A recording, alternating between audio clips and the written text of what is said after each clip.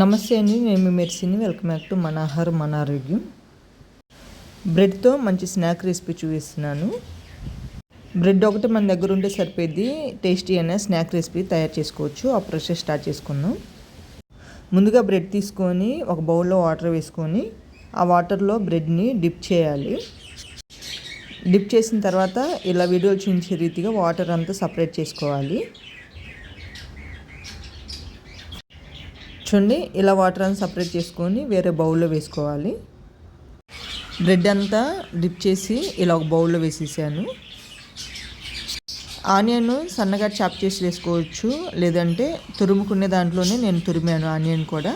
అలానే పొటాటో కూడా తురిమి వేసాను. 1 ఆనియను 2 పొటాటోస్ వేసుకుంటే సరిపోద్ది.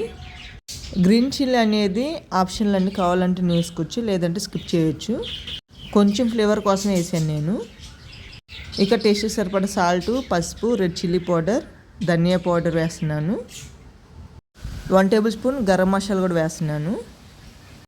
ఈ టిక్కీస్ తయారు చేయడానికి 1 సోడా వాటర్ లేదు. ఇక కొంచెము కర్రీ లిప్స్ వేసుకొని మొత్తం ఒకసారి కలిపేసుకుందాం. సాల్ట్ తగ్గించే వేసానండి. మొత్తం కలుపుకున్న తర్వాత సరిపోతే వేసుకోవచ్చు. ఇలా కలిపి పక్కన పెట్టేసుకున్న తర్వాత స్టవ్ ఆన్ చేసుకొని ప్యాన్ పెట్టుకుందాం. ఈ టిక్కీస్ నేను షాలో ఫ్రై చేస్తున్నాను. ఈ షాలో ఫ్రైకి ఆయిల్ కొంచెం కానీ పట్టిద్ది డీప్ ఫ్రై కంటే. ఆయిల్ హీట్ అయ్యాక పిండిని కొంచెం కొంచెంగా తీసుకుంటూ టిక్కీస్ లాగా తయారు చేసుకుందాం. ఈ టిక్కీస్ కొంచెము క్రంచీ కోసం బ్రెడ్ పౌడర్లో డిప్ చేసి ఆయిల్లో వేస్తున్నాను. ఈ బ్రెడ్ పౌడర్ కూడా నేనే ప్రిపేర్ చేశానండి.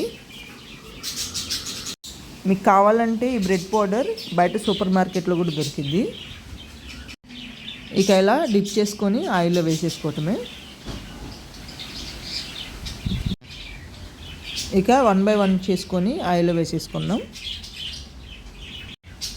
మంట సిమ్లో నుంచుకొని వీటిని ఫ్రై చేసుకోవాలి.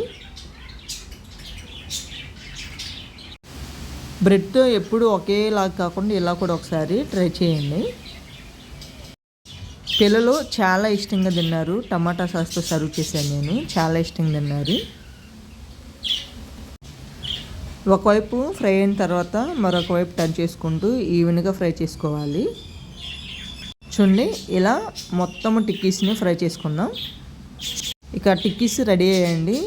సర్వింగ్ బౌల్ తీసుకొని సర్వ్ చేసుకుందాం. పిల్లలకేమో టమాటా సాస్తో సర్వ్ చేశాను. మేమైతే చిల్లీ సాస్తో కూడా ట్రై చేశాను. అలా కూడా చాలా బాగుంది. ఈ రెసిపీ మీకు నచ్చినట్లయితే please like, share, subscribe. Thank you for watching.